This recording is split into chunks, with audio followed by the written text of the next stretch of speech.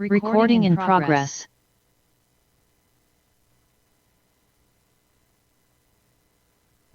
கிறிஸ்துவில் பிரியமானவர்களே, இந்த நாளுக்கென்று தேவன் நமக்கு அருளியிருக்கிற ஜீவ வார்த்தை 2 கொரிந்தியரின் புஸ்தகம் 3வது அதிகாரம் 17வது வசனம். கர்த்தருடைய ஆவி எங்கேயோ அங்கே விடுதலை உண்டு. எனக்கு அருமையான சகோதர சகோதரிகளே, இன்றைய நாளில் கர்த்தர் உங்களின் ஒடுக்கமான சூழ்நிலைகளை மாற்றி விடுவித்து ஆசிர்வதிக்கின்ற நாளாய் வாக்கு பண்ணி உள்ளார். இன்றைக்கும் அநேகருடைய வாழ்க்கையில் பல வகைகளில் துன்பங்களை கடந்து போகும்படியும் சுதந்திரங்கள், பலன்கள், உரிமைகள் பறிக்கப்பட்டும் முடக்கப்பட்டும் காணப்படுகிறவர்களே, சத்துரு உங்களை ஒடுக்கும்படி நினைக்கின்ற எந்த சூழ்நிலையாக இருந்தாலும் அவற்றில் இன்றைக்கு கர்த்தரின் வார்த்தை அவைகளை ஒன்றுமில்லாமல் விழும்படி செய்கின்றது. ஒடுக்கத்தின் சூழ்நிலைகளை மாற்றி விசாலமான இடங்களில் வாசம் பண்ணும்படி ஆசிர்வதிக்கின்றார். வார்த்தையை விசுவாசியுங்கள், விடுதலையை காண்பீர்கள். இன்றைக்கும் நாம் எரேமியாவின் புஸ்தகம் 38வது அதிகாரத்தை 6வது வசனத்தில் வாசிக்கும் பொழுது, எரேமியாவை சிறைப்பிடித்து தண்ணீர் இல்லாத துறவிலே உளையிலே கயிறுகளினால் கட்டி அமிழ்த்தி விட்டனர் என்றும், அப்பொழுது அங்கிருந்த பிரதானி எரேமியாவிற்கு நேரிட்டதை ராஜாவிடம் தெரிவிக்கின்றார். ராஜாவும் தீர்க்கதரிசி சாகாததற்கு முன்னே விரைவிலாய் சென்று தூக்கிவிடு என்று கட்டளையிடுகிறதை நாம் வாசித்தருகின்றோம். இன்றைக்கும் உங்களின் வாழ்க்கையிலும் இப்படிப்பட்ட துறவின் அனுபவங்களுடனே அமிழ்ந்து போகத்தக்கதாக இருக்கிறதே. குடும்பத்தில், பொருளாதாரத்தில், கடன் பிரச்சனைகளில், பணியிடங்களில், உறவுகளில் என்று கண்ணீருடன் யாரிடம் உதவி கேட்பது என்று எதிர்பார்த்து காத்திருக்கிறவர்களே, இன்றைக்கு ஆவியானவர் உங்களுக்காய் உங்களை அமிழ்ந்து போகிற துறவின் அனுபவத்திலிருந்து தூக்கிவிடும்படி உயர் இடத்திலிருந்து ஒத்தாசைகளை அனுப்புகின்றார், விடுவித்து ஆசிர்வதிக்கின்றார். இரண்டாவதாக எரேமியாவின் புஸ்தகம் 39வது அதிகாரம் 10வது வசனத்தை நாம் வாசிக்கையில், அங்கே காவற் சேனாதிபதியாகிய நெபுசராதான் ஒன்றுமில்லாத ஏழைகளில் சிலரை யூதா தேசத்திலே வைத்து அவர்களுக்கு அந்நாளிலே திராட்சை தோட்டங்களையும் வயல் நிலங்களையும் கொடுத்தான் என்று வாசித்தருகின்றோம். என கருமையானவர்களே, இன்றைக்கும் உங்களுடைய வாழ்க்கையிலும் எங்கெல்லாம் குறைவுபட்டுள்ளதோ குறைவுகளை நிறைவாக்கும்படி நிறைவான ஆவியானவர் கடந்து வந்து உங்களில் குறைவுபட்டு உள்ள சந்தோஷம், சமாதானம், உறவுகளிடையே ஐக்கியம், பிள்ளைகளின் எதிர்கால ஆசிர்வாதங்கள், கையின் பிரயாசங்கள் என்று எல்லாவற்றிலும் நிறைவை காணும்படி செய்து ஆசிர்வதிக்கின்றார். மூன்றாவதாக எரேமியாவின் புஸ்தகம் 39வது அதிகாரம் 17வது வசனத்தை வாசிக்கையில், அங்கே உன்னை தப்புவிப்பேன், நீ பயப்படுகிற மனுஷன் கையிலே ஒப்பு கொடுக்கப்படுவதில்லை என்றும், உன்னை நிச்சயமாக விடுவிப்பேன் என்றும், இதோ நான் உன்னை பத்திரமாய் பார்த்து கொள்வேன் என்றும் கூறுகிறதை நாம் வாசிக்கின்றோம்.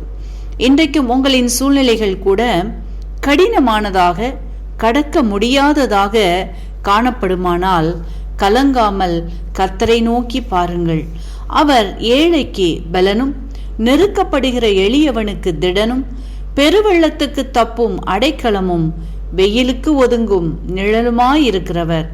உங்களை எல்லா பொல்லாத சூழ்நிலைகளுக்கும் தப்புவித்து கனம் பண்ணி ஆசிர்வதிப்பார். அதோடு மட்டுமல்லாமல் எரேமியாவின் புஸ்தகம் 40வது அதிகாரத்தை வாசிக்கையில், அங்கே இதோ தேசமெல்லாம் உனக்கு முன்பாக இருக்கிறது, எவ்விடத்துக்கு போக உனக்கு நன்மையும் செவ்வையுமாக காண்கிறதோ அவ்விடத்துக்கு போ என்றும், வழிச்செலவையும் வெகுமதிகளையும் கொடுத்து அனுப்பிவிட்டான் என்றும் உள்ளதின்படி இன்றைக்கு உங்களின் தேவைகள் எதுவாக இருந்தாலும் அவைகள் சந்திக்கப்பட்டும் வெகுமதிகளை பெறும்படியும் மன விருப்பங்களை நிறைவேற்றியும் ஆசிர்வதிக்கின்றார்.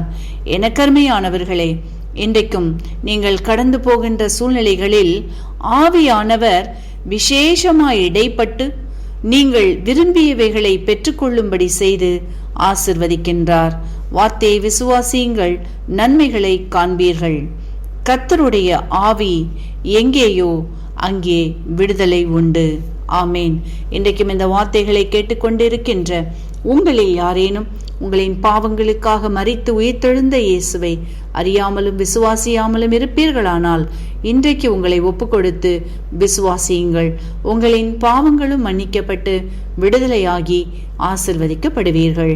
இந்த வார்த்தைகள் மூலமாக கர்த்தர் இன்று உங்களை ஆசீர்வதிப்பாராக.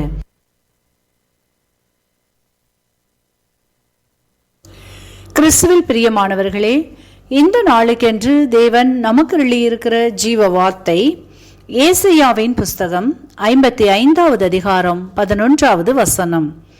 கர்த்தருடைய வார்த்தை தான் விரும்புகிறதை செய்து அதை அனுப்பின காரியமாகும்படி வாய்க்கும். என கருமையான சகோதர சகோதரிகளே, இன்றைய நாளில் கர்த்தர் தம் வார்த்தையை உறுதிப்படுத்தி நிறைவேற்றி ஆசிர்வதிக்கின்ற நாளாய் வாக்கு பண்ணி உள்ளார். இன்றைக்கும் அநேகருடைய வாழ்க்கையில் கர்த்தர் பல முறை பேசியிருக்கலாம். சொப்பனங்கள் மூலமாக, தேவ ஊழியர்கள் மூலமாக, ஆவிக்குரியவர்கள் மூலமாக. அவைகளில் நீங்கள் எதிர்பார்த்து காத்து இருக்கிறவைகள் இன்னும் நிறைவேறவில்லையே என்று கலங்கி போய் இருக்கிறவர்களே, கர்த்தரின் வார்த்தையானது வெறுமையாய் திரும்பாது, அனுப்பின காரியமாகும்படி வாய்க்கும் என்பதால் இன்றைக்கு கர்த்தர் உங்கள் நம்பிக்கையை, விசுவாசத்தை வர்த்திக்க பண்ணி தாம் சொன்னதை நிறைவேற்றி ஆசிர்வதிக்கின்றார். இன்றைக்கும் நாம் வேதத்திலிருந்து குறித்த காலத்தில் தம்முடைய வார்த்தையை எப்படி நிறைவேற்றினார் என்பதை குறித்து தியானிப்போம். முதலாவதாக அவர் காத்திருப்புகளை நிறைவேற்றுகின்றார். ஆதியாகமத்தின் புஸ்தகம் 37வது அதிகாரத்தை நாம் வாசிக்கையில் அங்கே யோசேப்பை குறித்து பார்க்கும் பொழுது தன்னுடைய வாழ்க்கையில் கர்த்தர் சொப்பனத்தின் மூலமாய் தீர்க்க தரிசனமாய் கூறின காரியங்களினால் தன் சகோதரருக்குள்ளே பகைமை ஏற்பட்டு நிர்வாணியாய் படுகுழியிலே தள்ளப்பட்டு அடிமையாய் விற்கப்பட்டான். கடந்து போன பாதைகள் கடினமானதாக இருந்தாலும் தீர்க்க தரிசனத்தை கர்த்தர் குறித்த காலத்தில் நிறைவேற்றுவார் என்ற காத்திருப்பை கர்த்தர் யோசேப்பிற்கு நிறைவேற்றினார். யோசேப்பு அதிபதியாய் ஆசிர்வதிக்கப்பட்டான் என்பதை வாசித்தறிகின்றோம்.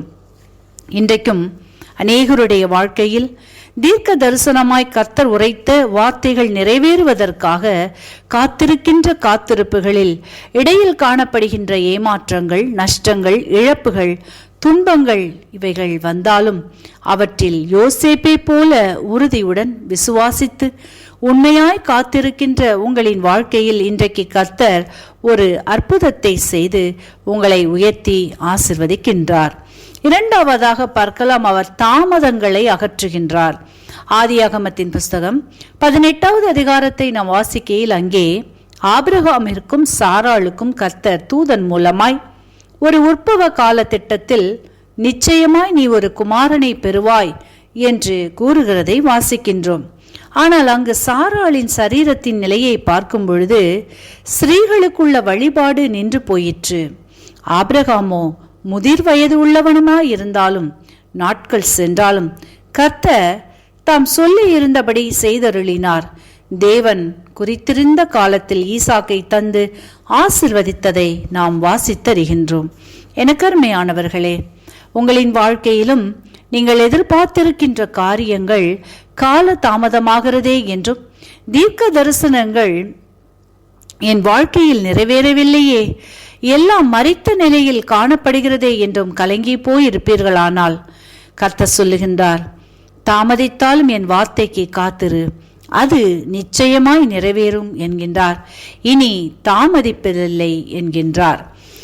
இதை கேட்டுக்கொண்டிருக்கின்ற எனக்கருமையானவர்களே, இன்றைக்கும் உங்களின் வாழ்க்கையில் பாரத்தோடு தேவ சமூகத்தில் நீண்ட நாள் கர்த்தர் பேசின தீர்க்க தரிசன வார்த்தைகள் நிறைவேறவில்லையே என்றும், என் சூழ்நிலைகள் என்னை விழுங்க பார்க்கிறதே என்றும் கலங்கி போய் இருப்பீர்களானால் இன்றைக்கு உங்களுடைய எல்லா பகுதிகளிலும் தம்முடைய வார்த்தையினால் நிறைவேற்றி ஜெயத்தை தந்து ஆசிர்வதிக்கின்றார்.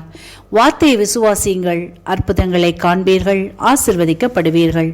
இன்றைக்கும் இந்த வார்த்தைகளை கேட்டுக்கொண்டிருக்கின்ற உங்களில் யாரேனும் உங்களின் பாவங்களுக்காக கல்வாரி சிலுவையில் மரித்து உயிர்த்தெழுந்த இயேசுவை அறியாமலும் விசுவாசியாமலும் இருப்பீர்களானால் இன்றைக்கு உங்களை ஒப்புக்கொடுங்கள், விசுவாசியுங்கள். இயேசு உங்களின் சூழ்நிலைகளையும் மாற்றி விடுவித்து வாழ வைப்பார், ஆசீர்வதிப்பார். இந்த வார்த்தைகள் மூலமாக கர்த்தர் இன்று உங்களை ஆசீர்வதிப்பாராக. ஆமேன். கிறிஸ்துவுக்குள் பிரியமான சங்கமம் தமிழ் கிறிஸ்தவ வானொலி நேயர்களுக்கு அன்பின் வாழ்த்துக்கள். இன்றைய மன்னா: அசதியாயிராமல் ஜாக்கிரதையாயிருங்கள், ஆவியிலே அனலாயிருங்கள், கர்த்தருக்கு ஊழியம் செய்யுங்கள். ரோமர் 12:11. பிரியமானவர்களே, சுதந்திரிக்க வேண்டியவற்றை விசுவாசத்தினால் பெற்றுக்கொள்ளுங்கள். யோசுவா இஸ்ரவேல் ஜனங்களை நோக்கி, நீங்கள் தேசத்தை சுதந்திரித்துக் கொள்ள அசதியாயிராதேயுங்கள் என்றான். மனிதனுடைய இயற்கை சுபாவம் சில வேளைகளில் தேவனுடைய நன்மைகளை பெற்றுக்கொள்ள முடியாதபடி சோம்பலாகவும் அசதியாகவும் இருக்கிறது. ஜீவனுக்கு போகிற வாசல் இடுக்கமானதாயும் வழி நெருக்கமானதாயும் இருக்கிறது. இந்த வழியில் பிரவேசிக்க வேண்டுமென்றால் அசதியின்றி ஜெபிக்க உறுதி வேண்டும். தேவனுடைய வார்த்தையை வாசிக்க பசிதாகம் வேண்டும். தேவனுடைய வாக்குத்தத்தங்களை சுதந்திரிக்க உற்சாகம் வேண்டும். விசுவாசத்தில் நடக்கவும் தேவனில் நம்பிக்கை தேவை. அர்ப்பணிப்போடு செய்யப்படும் ஊழியம் தலைமுறைகளை தொடரக்கூடிய சரித்திரத்தை உருவாக்கும்.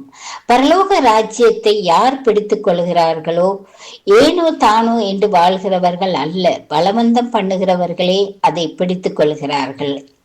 பரலோக ராஜ்யத்தை சுதந்திரிக்க நாம் செல்ல வேண்டிய வாசல் இடுக்கமானதுதான். கேட்டுக்கு போகிற வாசலோ விசாலமானது. இதனால் தான் அநேகர் சத்தியத்தை அறிந்தும் போராட்டங்களை கண்டதும் பின்வாங்கி விடுகிறார்கள். நீங்கள் கர்த்தரிடம் இருந்து ஜெயத்தையும் ஆறுதலையும் சகல நன்மைகளையும் பெறும்படிக்கு உங்கள் ஆவிக்குரிய ஜீவியத்தை ஆராய்ந்து பாருங்கள். எங்கே சோர்ந்து போயிருக்கின்றீர்களோ அந்த இடத்திலிருந்து எழுந்து புறப்படுங்கள். நீங்கள் சுதந்திரிக்க வேண்டிய ஆசீர்வாதங்கள் அநேகம் உண்டு. எங்களுடைய ஆவிக்குரிய ஜீவியத்தில் எந்த இடத்தில் சோர்வாக இருக்கிறோமோ அந்த இடத்தை விட்டு எழுந்து கட்டப்பட எம்மை ஒப்பு கொடுத்து செபிப்போம். அசதியை நீக்கி தேவ சித்தத்தை நிறைவேற்ற நம்ம ஒவ்வொருவரையும் தேவன் எடுத்து பயன்படுத்துவாராக. ஆமேன். தேவன் தாமே இந்த வார்த்தைகளை கொண்டு ஒவ்வொருவரையும் நிறைவாய் ஆசீர்வதிப்பாராக. God bless you. கிறிஸ்துவுக்குள் பிரியமான சங்கமம் தமிழ் கிறிஸ்தவ வானொலி நேயர்களுக்கு அன்பின் வாழ்த்துக்கள். இன்றைய மன்னா: இதோ திறந்த வாசலை உனக்கு முன்பாக வைத்திருக்கிறேன், அதை ஒருவனும் பூட்ட மாட்டான். வெளிப்படுத்தல் 3:8. பிரியமானவர்களே, திறந்த வாசல் என்பது தேவன் தம்முடைய பிள்ளைகளுக்கு திறக்கும் வாய்ப்பு, ஆசீர்வாதமான ஊழியம், முன்னேற்றம் மற்றும் தேவ சித்தத்தின் பாதை ஆகியவற்றை குறிக்கிறது. இயேசு பிலதெல்பியா சபையினரிடம், நீங்கள் என் வார்த்தையை கை கொண்டீர்கள், என் நாமத்தை மறுதலிக்கவில்லை, ஆகையால் நான் உங்களுக்காக ஒரு திறந்த வாசலை வைத்திருக்கிறேன் என்று கூறினார். பிரியமானவர்களே, மனிதர்கள் தடுக்க முயற்சிக்கலாம், சூழ்நிலைகள் எதிராக இருக்கலாம், ஆனால் தேவன் திறந்த வாசலை யாராலும் மூட முடியாது. யோசேப்பு சகோதரர்களால் வெறுக்கப்பட்டு அடிமையாக விற்கப்பட்டார். பின்னர் சிறையிலும் அடைக்கப்பட்டார். மனித பார்வையில் எல்லா கதவுகளும் மூடப்பட்டிருந்தன. ஆனால் தேவன் திறந்த வாசலை யாராலும் மூட முடியவில்லை. பின்பு சிறையிலிருந்து எகிப்தின் பிரதான அதிகாரியாக உயர்த்தப்பட்டார். தேவன் திறக்கும் கதவை எந்த மனிதனாலும் பூட்ட முடியாது. நல்ல வேலைக்காக காத்திருக்கின்றீர்களா? ஊழியத்தில் வளர்ச்சிக்காக கர்த்தரை நோக்குகின்றீர்களா?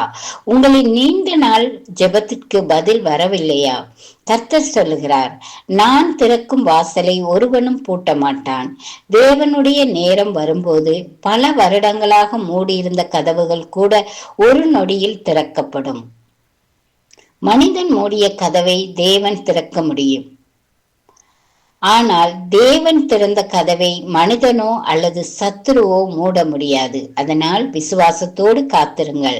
கர்த்தர் உங்களுக்கு முன்பாக வைத்திருக்கும் திறந்த வாசல் சரியான நேரத்தில் திறக்கப்படும். தேவன் தாமே இந்த வார்த்தைகளை கொண்டு உங்கள் ஒவ்வொருவரையும் நிறைவாக ஆசீர்வதிப்பாராக. ஆமேன். God bless you.